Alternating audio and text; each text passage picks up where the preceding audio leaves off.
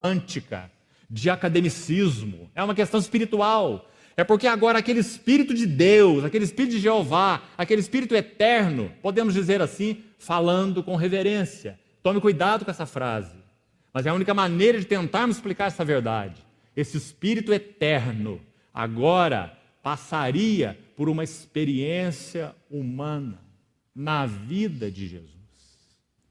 Porque foi Ele quem preparou o corpo do Senhor Jesus no ventre de Maria. Encheu aquele corpo. Deus não dá a Ele o Espírito por medida. Então o Espírito Santo, o Espírito de Deus está passando por experiência humana na vida de Jesus. Sabe o que isso significa? Que depois que o Senhor Jesus morre, ressuscita, é entronizado e derrama seu Espírito, o seu Espírito, o Espírito de Jesus glorificado, é aquele que conhece tudo sobre as tentações humanas, as privações humanas, as necessidades humanas. Por isso ele pode ser chamado de o bendito Consolador, porque ele encheu a vida do Jesus humano. Então quando nós vamos ao bendito Espírito Santo e nós temos comunhão nele com Cristo, e nós falamos sobre tentação, e nós falamos sobre provação, e nós falamos sobre angústias, ele suportou nosso Senhor lá no Getsêmani, numa profunda angústia, então ele conhece tudo sobre esses assuntos. Por isso ele é o nosso Consolador. O mesmo que habilitou o Senhor Jesus, veio nos habilitar para viver a vida da mesma qualidade que o nosso Senhor Jesus viveu. Amados, isso não é um idealismo, isso não é um sonho, isso é uma realidade espiritual. O Espírito já foi derramado, ele habita em nós. O que compete a nós fazer? Uma coisa só. Em primeiro lugar, crer. Porque aqui é que nós podemos ficar aquém das Escrituras. Por isso os discípulos oraram, aumenta-nos a fé. E nosso irmão Luiz citou hoje de manhã de maneira tão maravilhosa aquela ilustração do comedor de farofa. Você se lembra?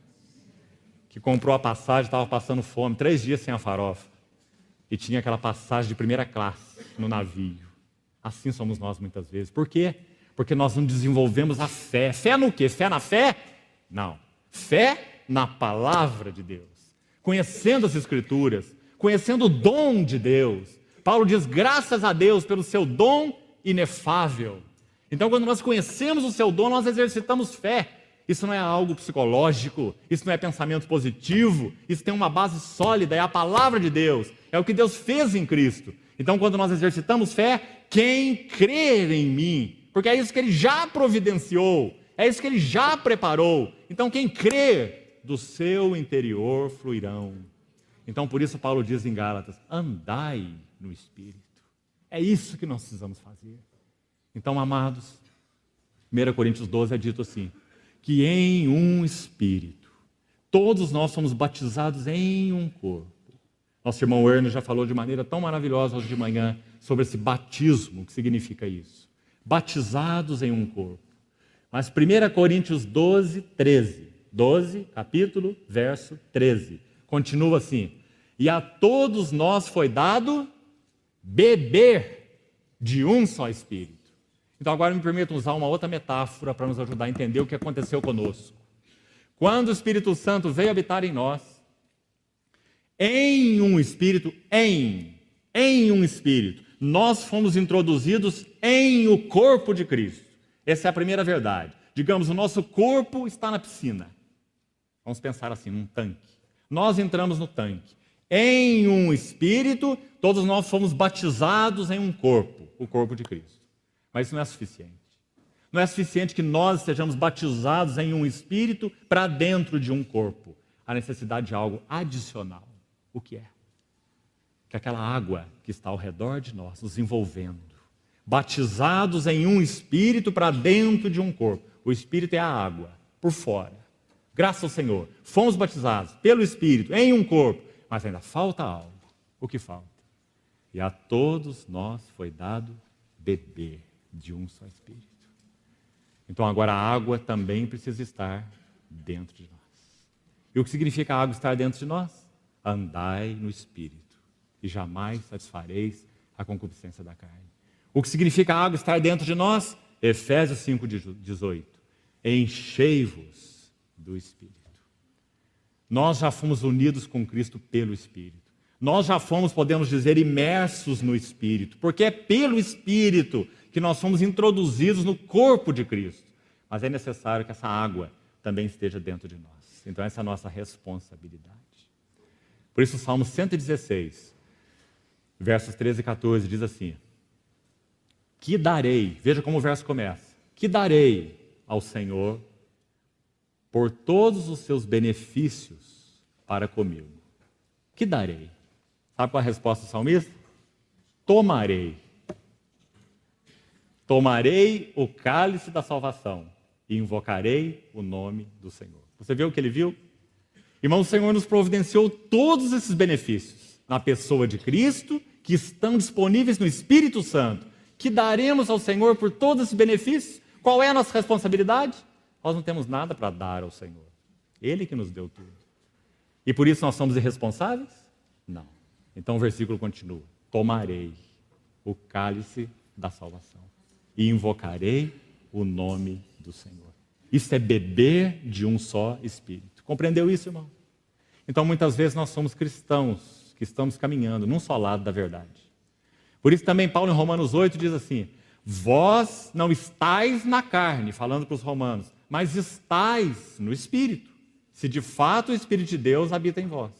Mas nesse mesmo capítulo, ele diz assim: nós somos devedores, não à carne, como se constrangidos a viver segundo a carne.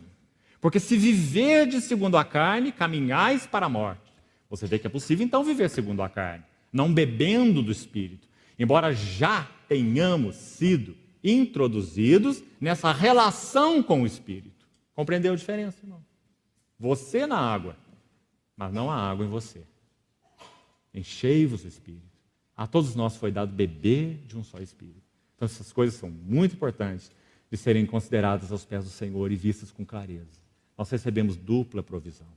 Batizados em um Espírito para dentro de um corpo e beber de um só Espírito. Então, irmãos, nós precisamos, concluindo aqui essa parte, falando de maneira bem prática, irmos ao nosso batizador. Este que já introduziu a sua igreja no Espírito Santo e já derramou o Espírito Santo sobre ela. Nós precisamos ir ao nosso batizador e dizer o quê?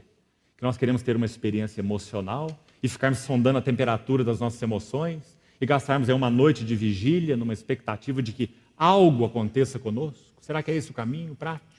Não, cremos que não. Por quê? Porque tudo já está preparado. Então nós vamos diante da fonte, o batizador com o Espírito Santo. E o que nós falamos para ele?